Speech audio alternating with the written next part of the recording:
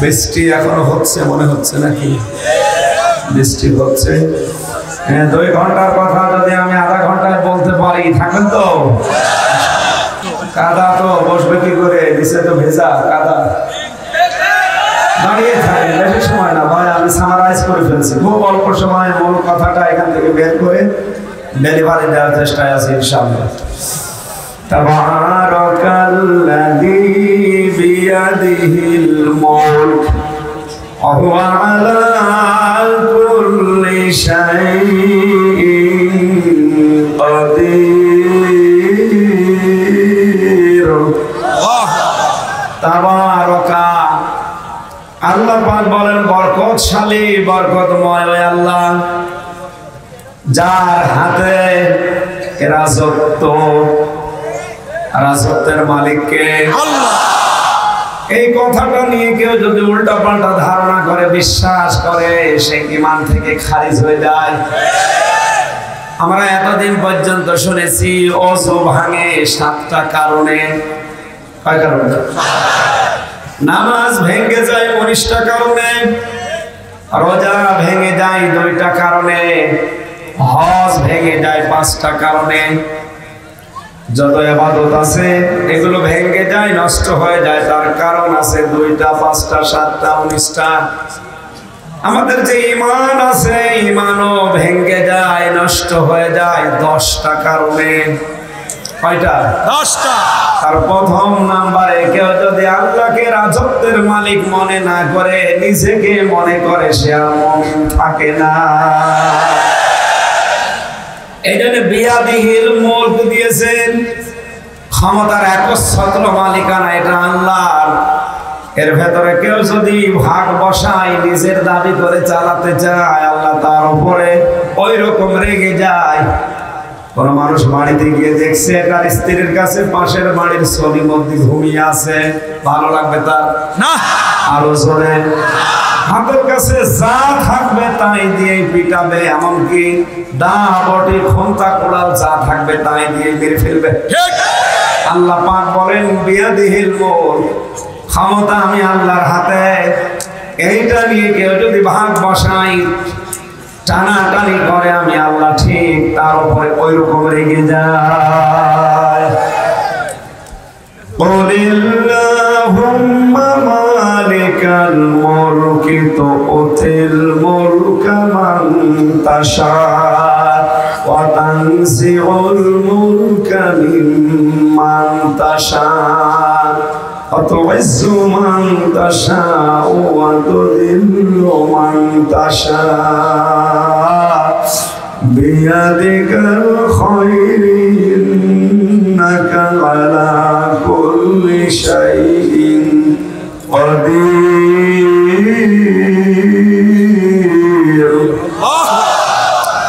আল্লাহ পাক স্পষ্ট জানিয়েছেন, নবী আপনি বলুন ক্ষমতার মালিক আমি কে?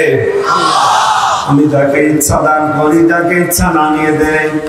সম্মানের মালিক, ইজ্জতের মালিক আমি আল্লাহ। কাউকে সম্মান দেই, কাউকে অপদস্থ করি, সব কিছুর কল্যাণ আমার হাতে। সব কিছুর উপরে আমি আল্লাহর ক্ষমতায় চলে। মুসলমান ভাইরা, একটা ভিডিও হচ্ছে, তাম দুনিয়া ছড়াবে কালকে। তবে অ্যাক্টিভ ভাবে শোনেন, আপনার আমল যদি কম হয়, ঈমান যদি খাঁটি থাকে, নির্ভেজাল থাকে, ঈমান ভাঙ্গার যে 10টা কারণ আছে এগুলো যদি না পাওয়া যায়, এজন্য আমি ঈমান ভাঙ্গার কারণ কি, মুসলমানের ঈমান কখন নষ্ট হয়ে যায় আমি একটা বই লিখেছি। ঈমান আনার পদ্ধতি কেমন হবে এই নামে দিয়েছি 120 পৃষ্ঠা। আর ঈমান মুসলমান কখন কাফের হয়ে যায়, ঈমান ভেঙে যায়, এ দিয়েছি 120 পৃষ্ঠা। এই বইগুলো যদি পান 63 থেকে 70 পৃষ্ঠাগুলোতে এই তথ্য সব দেওয়া আছে। যদি আপনি একটু পড়ে পড়ে নিজের জীবনে মেলান আর প্রতিনিয়ত বাস্তবে কাজ করতে পারেন, আর যাই হোক ঈমানটা ভেঙে যাবে না। আর ঈমান যদি কারো থাকে, আর আমল যদি কম হয়, আল্লাহ তাকে জান্নাতে দেবে। এটা নেই বিশ্বাস যাদের দুর্বল আছে, কমজোরি আছে, হালকা আছে, এই মুহূর্তে আপনি সিদ্ধান্ত পাল্টান। ক্ষমতার উৎস জনগণ, এই কথা বলা কুফরি।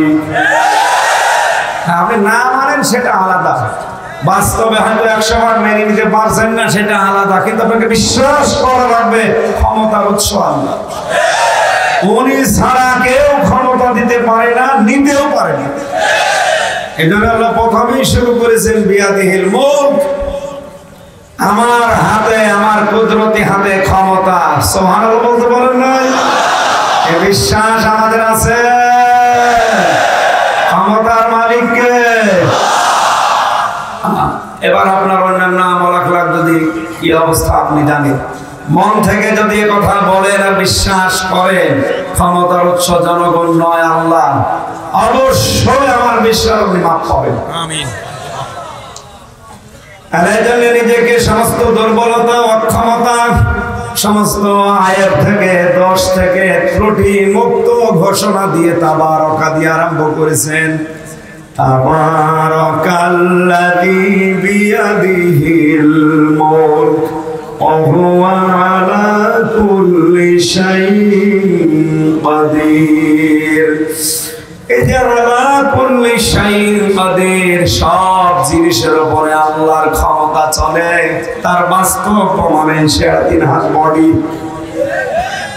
এই শরীরও আমার কথায় চলে না। আপনি যদি টয়লেটে বসে বলেন আমি কিন্তু ডিসি, এসপি, ইউনো, দুর্গন্ধ যেন আমার নাকে না আসে, শুনবে না? নাক বলবে বেটা আমার আগে চেপে ধর, তাহলে তো আপনার নাক আপনার কন্ট্রোলে নেই, আপনার কথা শোনে না। বিজ্ঞান প্রমাণ করেছে এই যে কয়েক ইঞ্চি জায়গা, এখান থেকে যে কথাগুলো বের হচ্ছে, এক একটা কথা বের হতে 27টা স্তর ধাপ পার করা লাগছে। 27টা জায়গায় ফেরেশতা বসে আছে, এক এক জায়গায় একজন করে। মহান আল্লাহর ফেরেশতারা এই ধাক্কা মারা কথাগুলো 27টা স্তর ধাপ পার করে দুনিয়ার মানুষকে শোনাচ্ছে।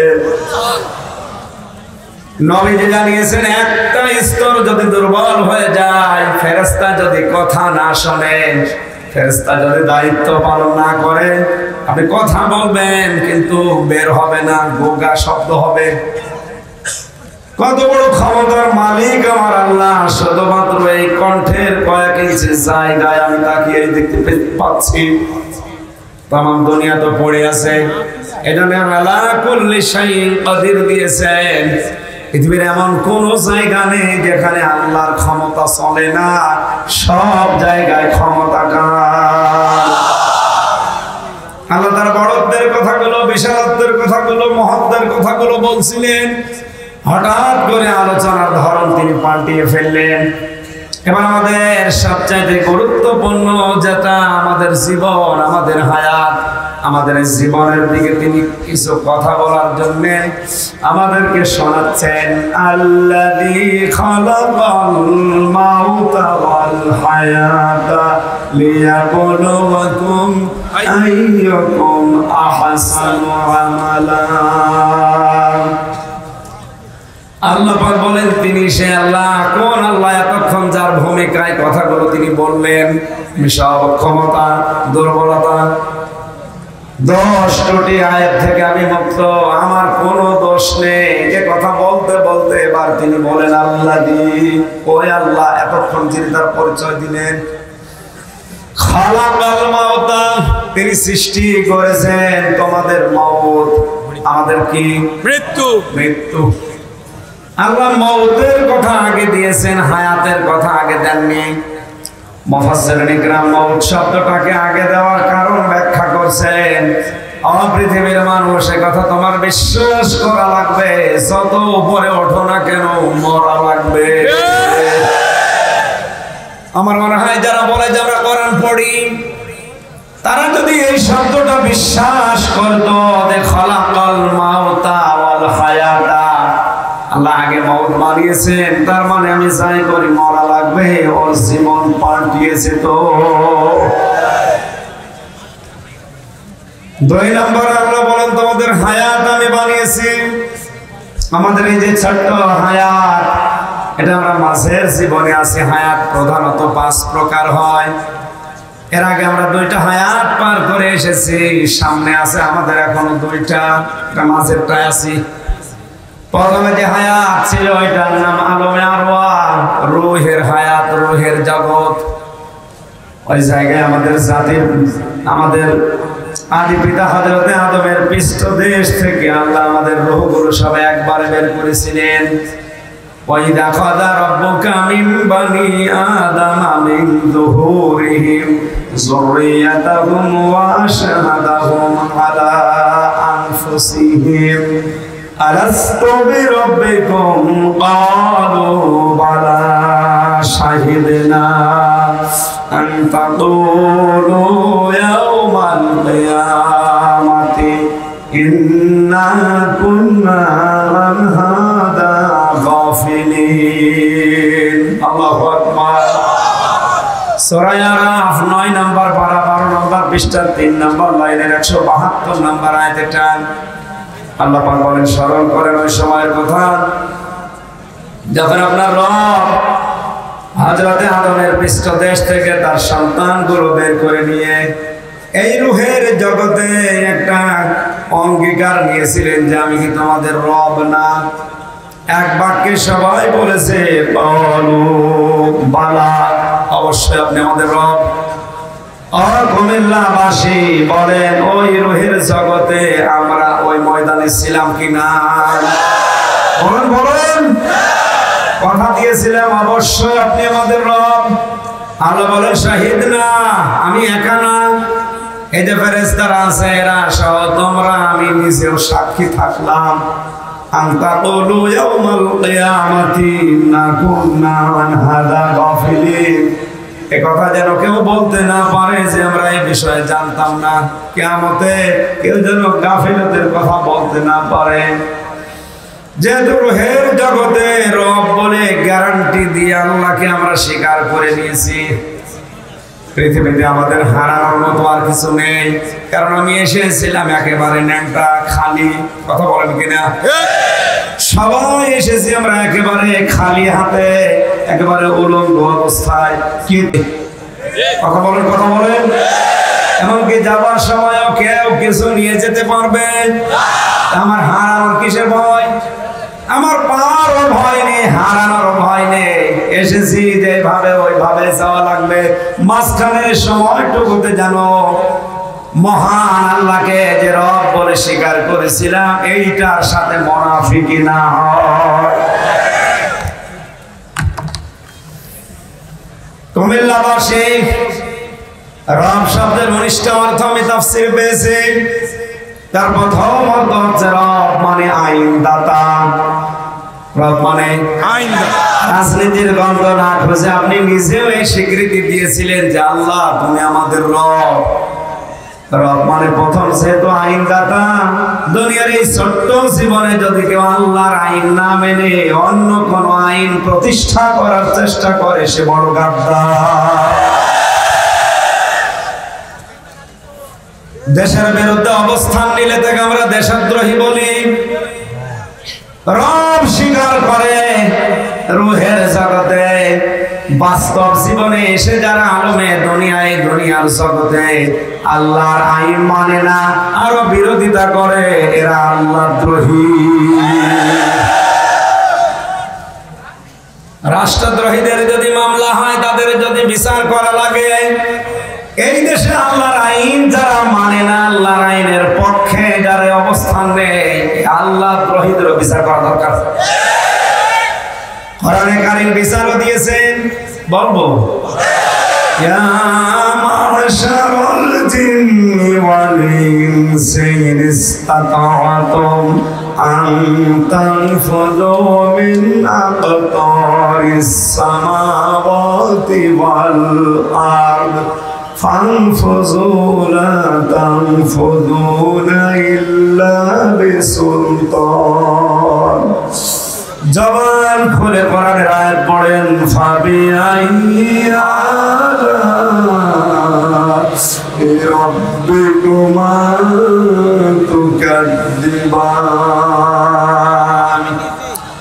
জবান খুলে কোরআনের পড়েন ফাবিআইয়া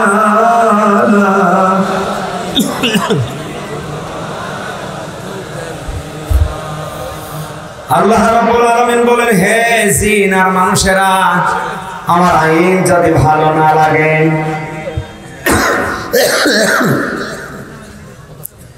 আমার আসমানের নিচ থেকে জমিনের উপর থেকে চলে যান। কোথায় যাবেন? যেখানে যাবেন ওই জায়গায় কার? যেতে পারবেন না কোথাও। এই জন্য শেষে আল্লাহ দিয়েছেন লা তানফুজুনা ইল্লা বিসুলতান। কোথায় যাবে? ফাইনা তাযহাবুন, কোথায় ভেগে যাবে, কোথায় পালাবে? কোন জায়গা নেই, যেখানে যাবে ওইটার মালিক আমি আল্লাহ। তানাজ্জালুল আমরু বাইনাহুন্না, এই আসমান জমিনে শুধু একটা না, এরকম 7 তবক আসমান জমিন আছে, ওখানে আল্লাহর সৃষ্টি আছে, সেখানে আল্লাহর বিধি বিধান নাযিল হয়। সূরা তালাকে আল্লাহ জানিয়েছেন তানাজ্জালুল আমরু বাইনাহুন্না। সবাই বলেন আল্লাহু আকবার। শুধুমাত্র এই পৃথিবী নামক জায়গায় আমরা আছি, এখানে আমাদের উপরে বিধিবিধান নাযিল হয়েছে, বিষয়টা এমন না। আল্লাহ সূরা তালাকের শেষের দিকে আয়াতে জানিয়েছেন যত জগৎ আমি বানিয়েছি ওখানেও আমার সৃষ্টি আছে, ওখানে আমি আল্লাহর রাজত্ব চলে, ওখানে আমার বিধিবিধান নাযিল হয়।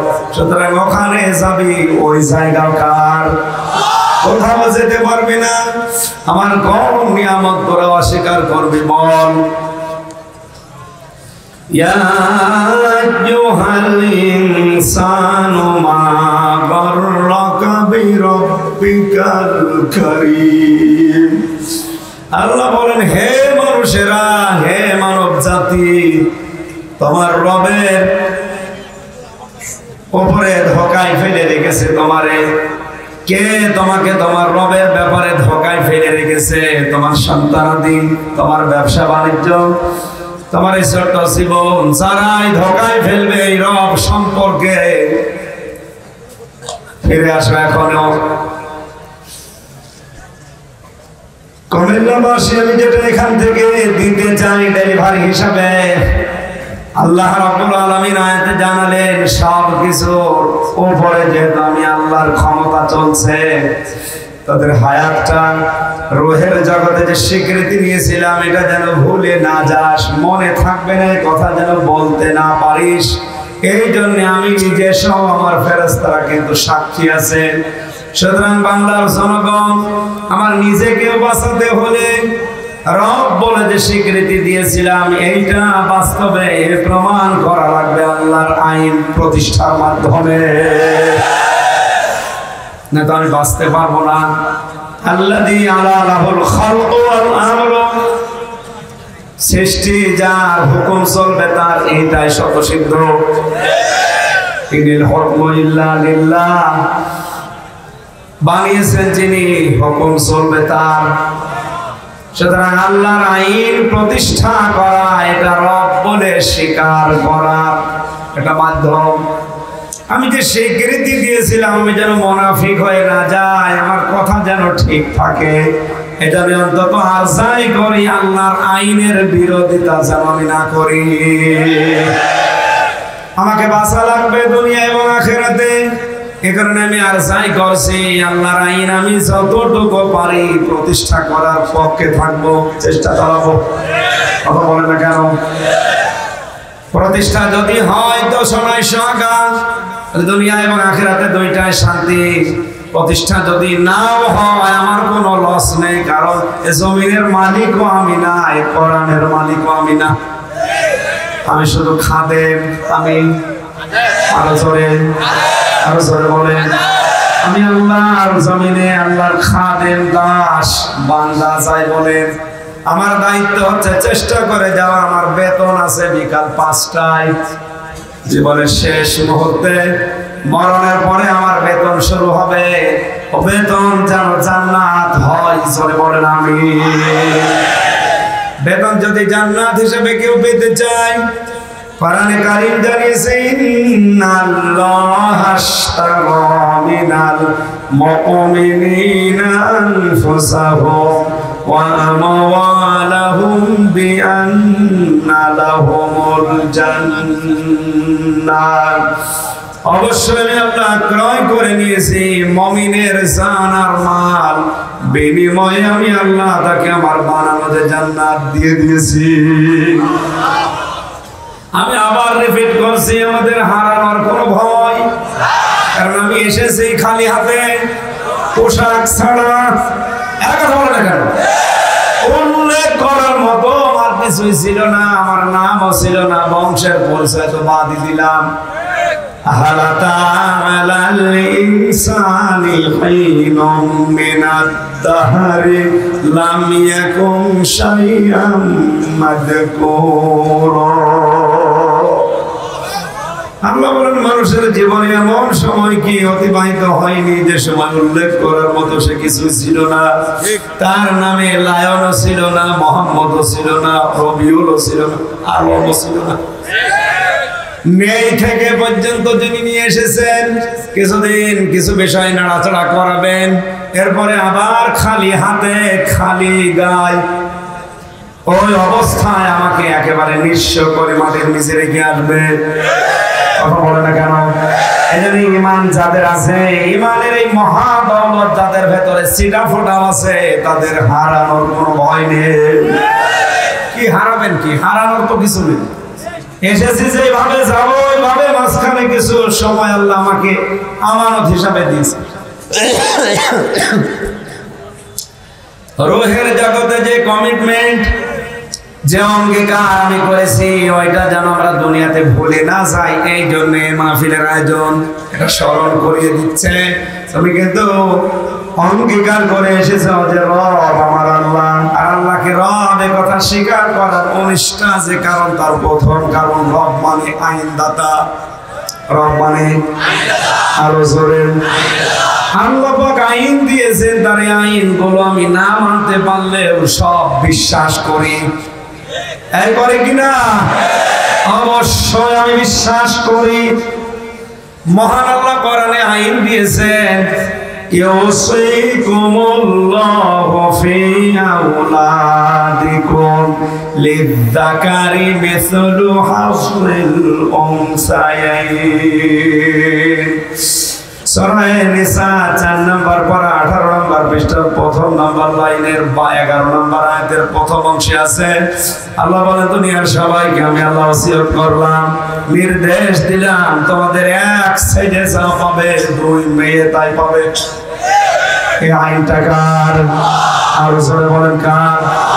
সূক্ষ্ম ষড়যন্ত্রের মাধ্যমে শিক্ষা ব্যবস্থায় শরীফ থেকে শরীফা এই চ্যাপ্টার গুলো আজকে পড়ে দেখলাম। সাগর থেকে সাগরিক, দেলাওয়ারা থেকে দেলাওয়ার, এই সমস্ত নিয়ম নীতি শিক্ষা ব্যবস্থায় প্রবেশ করিয়ে নারী পুরুষকে এরা সমান বানিয়ে দিতে চাচ্ছে। এই ট্রান্সজেন্ডারের মাধ্যমে যেটা সবচাইতে বড় ক্ষতি হচ্ছে, আল্লাহর এই আয়াতের বিরুদ্ধাচরণটা। আল্লাহ পুরুষের জন্য 2 টাকা, মেয়েদের জন্য 1 টাকা, এই আইন কার? এখন সকালে আপনি শরীফ ছিলেন, বিকালে বলেন না আমি শরীফা হব। এই ঘোষণা দিয়ে আজ বাংলার কত মহিলা হোস্টেল আছে, এ দাবি যদি করে কেউ মহিলা হোস্টেলে, সে শরীফা হয়ে থাকতে পারবে। এটা যদি রাষ্ট্রীয়ভাবে স্বীকৃতি পেয়ে যায়, আপনি তখন কিছুই করতে পারবেন না। অথচ রব বলে স্বীকার করে এসেছেন আপনি। এটা যে কত বড় মারাত্মক বিষয়, এই জন্য ব্র্যাক বিশ্ববিদ্যালয়ের এক স্যার এই পৃষ্ঠাগুলো ছিঁড়িয়ে ফেলে দিয়েছে। তাকে নিয়েও ষড়যন্ত্র হচ্ছে, চাকরি পর্যন্ত বাদ দিয়েছে। আমরা নেককার জানাই, প্রতিবাদ জানাই, এই নেককার জনক কাজ যারা করেছে কথা বলে।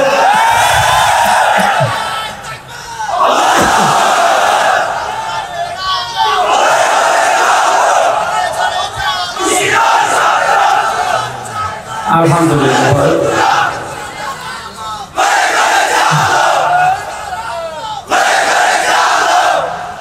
আপনি আর যাই করেন, কোরআনের আইনের বিরুদ্ধে যায় কথা যদি প্রমাণ করেন, এই কাজ করেন, রব বলে আল্লাহকে স্বীকার করেছিলেন, ওইটা থাকছে না। আপনি নিজেও মরছেন, আমাদেরকেও মারার চেষ্টায় আছেন। আমরা মরতে চাই না, মরতে চাই না মানে ঈমান হারা হয়ে মরতে চাই না। আমার সারা জীবনের দোয়া, আমি যতদিন বাঁচবো এই দোয়াটা প্রতিদিন আমি করি। আল্লাহুম্মা ইন্নী আসআলুকা শাহাদাতান ফি সাবিলিক। আল্লাহ তোমার কাছে আমি চাই মরণ দিলে গরু ছাগলের মতো দিও না, শাহাদাতের মরণ আমাদেরকে দিও। মাওলানা হোসাইন যদি এখন মারা যায় ঈমান নিয়ে, কবরে থাকবে, ঘুমিয়ে পড়বে, কিয়ামত পর্যন্ত শেষ, কোনো কাজ নেই আর। কিন্তু রবিউল আলম যদি এখন শাহাদাতের মরণ পায়, উনি কবরে দেওয়ার পরে আর ঘুমাবে না, কিয়ামত পর্যন্ত জিন্দা জীবিত, এবং আল্লাহ নিচে তাকে খাবার খাওয়াবে। ওয়ালা তাহসাবান্নাল্লাযীনা কুতিলু ফি সাবিলিল্লাহি আমওয়াতা বাল আহইয়াউন ইনদা রাব্বিহিম ইরযাকুন। সূরা আলে ইমরান 4 নম্বর পারা 11 নম্বর পৃষ্ঠা 9 নম্বর লাইনের 162 63 নম্বর আয়াত, 159 নম্বর আয়াতে আছে আল্লাহ পাক বলেন, হে নবী, যারা মারা যায় আমি আল্লাহর রাস্তায় শহীদ হয়, এদেরকে আপনি মৃত বলবেন না, এরা জীবিত।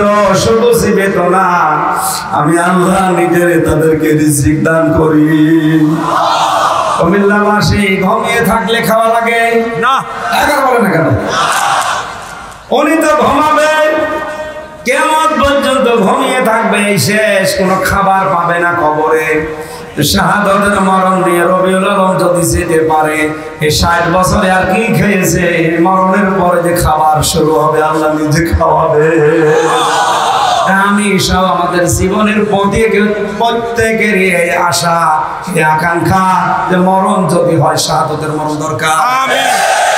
কথা বলেন,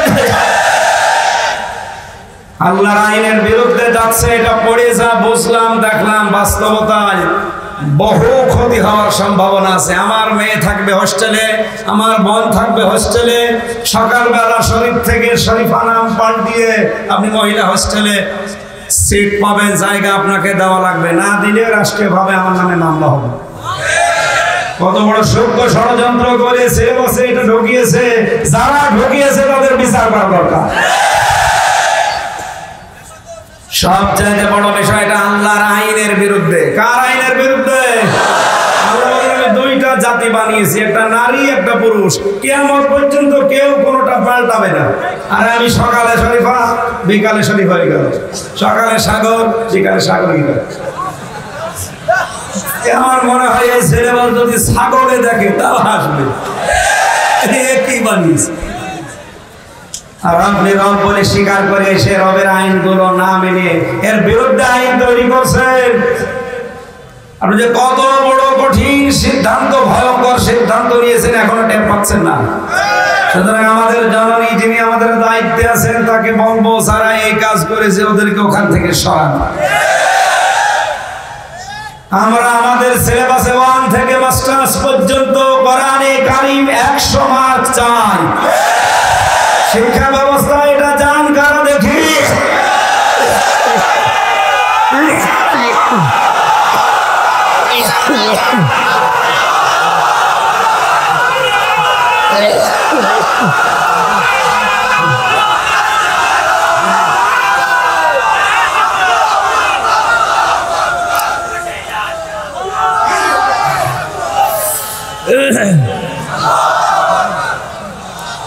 সম্মানিত ভাইরা, আমরা কি ব্যাখ্যায় যাব?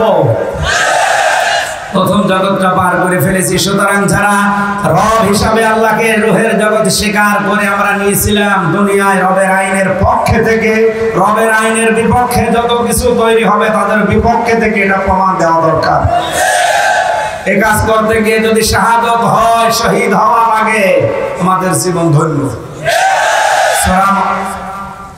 নেসার 11 নম্বর আয়াত যদি কিয়ামতে দাঁড়িয়ে বলে, আল্লাহ তুমি একে মাফ করে দাও, নয়তো তোমার কোরআন থেকে আমারে কেটে বাদ দিয়ে দাও, আমার মতো হামসার জন্য আল্লাহ কোরআনের আয়াত কেটে বাদ দেবে, শেষ পর্যন্ত আমারে মাফ করে দিবে। এই জন্য জান প্রাণ দিয়ে আমরা আল্লাহর আইনের পক্ষে থাকি ইনশাআল্লাহ। 2 নম্বর জগৎ আমরা পার করেছি আলমে বোতন, যেটা মায়ের পেট 10 মাস 10 দিন আমাদেরকে যিনি বহন করিয়েছিলেন, আল্লাহ রাব্বুল আলামিন বলেন ওয়াসাইনাল ইনসানা বিওয়ালিদাইহি ইহসানা হামালাতুহু উম্মুহু কুরহা ওয়া ওয়াদাআতুহু কুরহা ওয়া হামলুহু ওয়া ফিসালুহু 30 শাহরা। খুব খেয়াল করে শুনুন। সূরা হামাদ 26 নম্বর পারা 2 নম্বর পৃষ্ঠার 10 নম্বর লাইনের 15 নম্বর আয়াতে আছে আল্লাহ বলেন দুনিয়ার সব মানুষকে আমি আল্লাহ নির্দেশ দিলাম তোমরা যাই করো না কেন মা বাবার সাথে ভালো ব্যবহার করবা। ঠিক, কারণ তোমার মা তোমাকে কষ্টের পরে কষ্ট সহ্য করে পেটে বহন করেছে, এতটুকুই শেষ না, ডেলিভারির কষ্ট সহ্য করেছে তোমার মা। দুনিয়ার মানুষ বিজ্ঞানের তথ্য এখানে একটা পেয়েছি আমি, এই পৃথিবীতে মানুষ যে কষ্ট সহ্য করতে পারে 45 ইউনিট কষ্ট সহ্য করতে পারে একটা মানুষ। কিন্তু একটা মা যখন আমাদেরকে দুনিয়ার মুখ দেখান তার এই পেট থেকে দুনিয়া আসার সময় যে কষ্টটা হয় বিজ্ঞান প্রমাণ করছে মায়ের 57 ইউনিট কষ্ট হয়, যা সাধারণ কোন মানুষকে দিলে সঙ্গে সঙ্গে লোকটা মরে যাবে। আমাদের শরীরে এই বডিতে 45 ইউনিটের বেশি কষ্ট সহ্য করার ক্ষমতা নেই, অথচ মা আমার মুখ দুনিয়ায় দেখাবে এজন্য পেট থেকে বের করার সময় 57 ইউনিট কষ্ট সহ্য করেছে। নবীজি জানিয়েছেন কোন মায়ের কষ্ট যদি সন্তান প্রসবের সময় যেটা হামলুহু ওয়া ফিসালুহু 30 শাহরা, আমাকে পেটে বহন করা, ডেলিভারির কষ্ট সহ্য করা 2 থেকে 2.5 বছর পর্যন্ত, 2 বছর আমাদেরকে বুকের দুধ খাওয়ানো, এই যে কষ্ট এত বেশি আমার আল্লাহ নিজে ব্যাখ্যা করছেন। দুনিয়াতে আল্লাহ কোন বিষয়ে ব্যাখ্যা করবে জানবেন ওটা বিশাল ব্যাপার। আল্লাহ মায়ের এই পেটে রাখা, জন্ম দেওয়া এবং দুধ খাওয়ানো এটা যে কষ্ট আল্লাহ নিজে জানেন, কারণ তিনি বানিয়েছেন। এই জন্য ব্যাখ্যাগুলো দুনিয়ার মানুষকে শুনিয়েছেন যে সাবধান। আমরা এই জগৎটা পার করেও চলে এসেছি, এখন আমাদের এই হায়াত আলমে দুনিয়া, এখানে কেউ 10 বছর 20 বছর 50 60 100 বছর পর্যন্ত আমরা বেঁচে আছি। 4 নাম্বার হায়াত আমাদের সামনে আছে আলমে বারজাখ, কবরের জগৎ, পড়ে থাকা লাগবে কিয়ামত পর্যন্ত। কবরে কি করে রবে একা একা, কবরে কি করে রবে একা একা, অন্ধকারে বাতি নাই, বদ্ধ ঘরে সাথী নাই, তোমার প্রিয়াও দেবে না তোমার দেখা, কবরে কি করে রবে একা একা। আলমে বারজাখে মানুষকে যখন আমার আল্লাহ রাখবেন 3টা প্রশ্ন সবাইকে জিজ্ঞাসা করবেন, জবাবগুলো দুনিয়া থেকে তৈরি করার দরকার আছে না নেই? আল্লাহ পাক বলেন প্রথমেই তোকে প্রশ্ন করা হবে তোর রবকে, 2 নম্বরে বলা হবে তোর জীবন ব্যবস্থা কি, 3 নম্বরে হাজার রজুল এই লোকটাকে। 3টার জবাব যদি আপনি দুনিয়া থেকে কমপ্লিট করতে না পারেন, মরণের পরে শুধু বলা লাগবে লা আদরি, হায় হাত লা আদরি, আমি কিচ্ছু জানি না। জোরে বলেন নাউজুবিল্লাহ। আমি তো আপনাকে বাঁচাতে চাই, আপনি যেন বিপদে না পড়েন, এই 4 নাম্বার জগতে আপনি যেন ধরা না খান। এই জন্য আল হায়াত আর ব্যাখ্যা দিতে গিয়ে আমি এই 4 নাম্বার হায়াতটার সামনে নিয়ে আসলাম। এই বিশাল হায়াত কিন্তু লম্বা পড়ে আছে। আমি যদি বলতে পারি ওই জায়গায় যে রব্বি আল্লাহ, তাহলে রবের আইন যেটা আমি স্বীকার করে এসেছিলাম ওইটা মানা লাগবে। কথা বলেন। কোরআনে কারিমে আল্লাহ 500 আইন দিয়েছেন। এই 500 আইন আমাদের প্র্যাকটিক্যাল লাইফে যদি কায়েম হয়ে যায়, প্রতিষ্ঠিত হয়ে যায়, কবরে বলা যাবে রব্বি আল্লাহ, আমার রব আল্লাহ। জোরে বলেন আল্লাহু আকবার। দ্বিতীয় নম্বরে আমার জীবন ব্যবস্থা যদি ইসলাম বাদ দিয়ে অন্য কোনো কিছু না থাকে, জীবন ব্যবস্থায় বিয়ে শাদী আছে না নেই? আছে। এখন বলে না কেন? জীবন ব্যবস্থায় শিক্ষানীতি আছে না নেই? জীবন ব্যবস্থায় রাজনীতি আছে না নেই? আছে। সবগুলোতে যদি আমার ইসলাম থাকে তবেই কেবল আমি বলতে পারবো দিনুনাল ইসলাম, আমার ইসলাম জীবন ব্যবস্থা। এটা যারা প্রশ্নের জবাব জোগাড় করতে চান তারা এখনো পর্যন্ত সতর্ক হন। 3 নম্বরে যাকে দেখিয়ে বলা হবে হাজার রাজুল, এই লোকটাকে সঙ্গে সঙ্গে আপনাকে জবাব দেওয়া লাগবে হাজা নবিয়ুনা মুহাম্মাদুর রাসূলুল্লাহ সাল্লাল্লাহু আলাইহি ওয়াসাল্লাম। এই 3টা জবাব যেন আমি হামজা সহ কুমিল্লার এই লক্ষাধিক মানুষ আমরা জোগাড় করতে পারি, এই জন্যে এই ময়দানে এই কথাগুলো বলার ব্যবস্থা করেছে। কথা বলেন ঠিক কিনা? 5 নাম্বার আলমে আখিরাত, যেটার শুরু আছে আর শেষ নেই, এমন একটা হায়াত। এটা নবীজি বলেন আলমে আখিরাত কেমন জানো? দুনিয়া 1 2 3 করে যেভাবে গণনা করো, আলমে আখিরাত মরণের পরে যে জগৎ শুরু হবে এটা হচ্ছে 50,000 বছরের মতো লম্বা এক একটা দিন। ওই দিন আমাদের সামনে আছে না নেই? বিশাল হায়াত পড়ে আছে, খুব সাবধানে জীবনটা চালান। আল্লাহ বলেন আমি করেছি কেন এই 5টা হায়াত জানো? লিয়াবলুকুম আইয়ুকুম আহসানু আমালা। আমি আল্লাহ দেখতে চাই তোমাদের ভেতরে কে ভালো কাজ করো, ভালো আমল করো। আমল 2 প্রকার। কয় প্রকার? বদ আমল, নেক আমল। জেল থেকে বেরিয়ে শরীরটা এখনো সাপোর্ট করছে না, হচ্ছে না আসলে। আল্লাহ আকসার আমালা না দিয়ে আহসান আমালা দিয়েছেন। বেশি আমল আল্লাহর দরকার নেই, আপনি অল্প আমল করেন কিন্তু আমলটা যেন ভালো হয়। কি হয়? আরো জোরে। আজকের এই কাজটা ভালো লাগে না খারাপ লাগে? কি সুন্দর আয়োজন! এই ভালো কাজ যারা আঞ্জাম দিয়েছেন, আল্লাহ রাব্বুল আলামিন ভালো কাজের ব্যাখ্যায় শর্তে আমরা পেয়েছি 4টা। কোন ভালো কাজ যদি কেউ করতে চায় 1 নম্বরে তাকে হওয়া লাগবে ইলম ওয়ালা, জ্ঞান অর্জন করা লাগবে। 2 নম্বরে ধৈর্য লাগবে ওই কাজে। 3 নম্বরে ইখলাস লাগবে। 4 নম্বরে আপনার খালেস নিয়ত থাকা লাগবে, ওটা আল্লাহর জন্য করছি। ভালো কাজের শর্ত কয়টা? আরো জোরে। ভালো কাজ করতে হলে কি লাগবে? প্রথমে ইলম, জ্ঞান। বলেন কি? এই জন্য তো ইলম অর্জন করা ফরজ। পৃথিবীর কোন ফরজের কথা আল্লাহ আগে দেয়নি, ইকরার ফরজ আগে দিয়েছেন। এজন্য আমাদের যে কোনো কাজ, সে দুনিয়া হোক আখিরাত হোক, যে কোনো কাজ করার আগে ওই বিষয়ের ইলম জ্ঞান অর্জন করা ফরজ। 2 নম্বরে ধৈর্য লাগবে। 3 নম্বরে আমার খালেস নিয়ত লাগবে। 4 নম্বরে আমার ইখলাস লাগবে। আমরা যেন এই 4টা শর্ত পূরণ করে যাই করি ওইটা করার তৌফিক দান করেন। আমিন। ওয়াল আজিজুল গফুর, তিনি কিন্তু আসিস। আল্লাহ এই কারণে দিয়েছেন। ভালো কাজের ব্যাখ্যায় আমি প্রায় 27টা বিষয় একটা একটা করে তাফসিরে মিলিয়েছি। তাফসিরে হাক্কানির ভেতরে আছে 1 নম্বরে দুনিয়ায় ভালো কাজ কোনটা? আল্লাহ সূরা সফে আয়াতের ব্যাখ্যা টেনে দিয়েছেন। হাল আদুল্লুকুম আলা তিজারাতিন তুজিকুম মিন আযাবিন আলীম।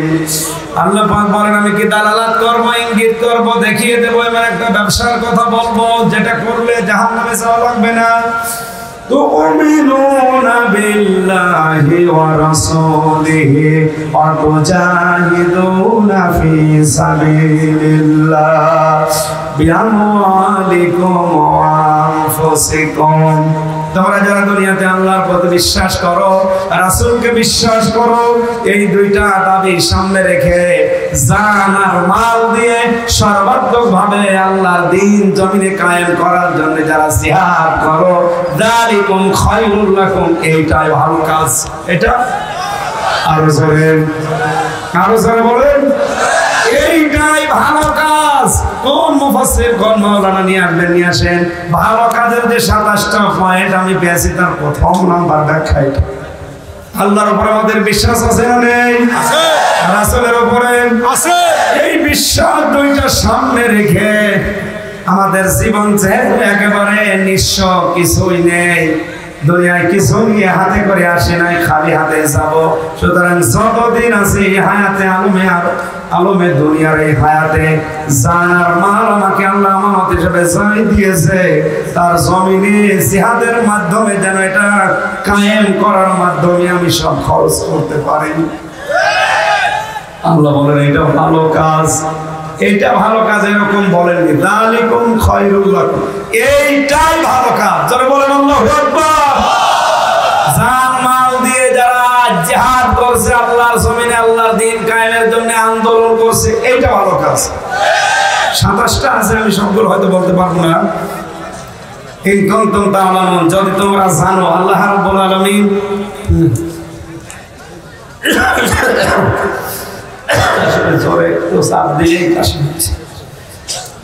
আপনাদের নিচেও ভেজা, উপর থেকেও বৃষ্টি পড়ছে, আর আমার যে কন্ডিশন, ডাক্তার বলেছে আপনি 8-9 ঘন্টা করে প্রতিদিন ভ্রমণে মাহফিল এখন বাদ দেন। কথা তো শুনতে পারছি না, ও কথা শুনতে গেলে আপনারা মার খাবেন। কমিটির লোক যারা, রবিউল ভাই সহ যারা 1 মাস আগে দাওয়াত দিয়েছে, কষ্ট করেছে, যদি না আসতাম মার খেত না। দাওয়াতই দেয়নি, অথচ দাওয়াত দিয়েছে জেল থেকে বের হওয়ার পর দিনই ডিসেম্বরের 9 তারিখে ওয়াহেদ ভাইকে সহ কয়েকজনকে পাঠিয়েছিল।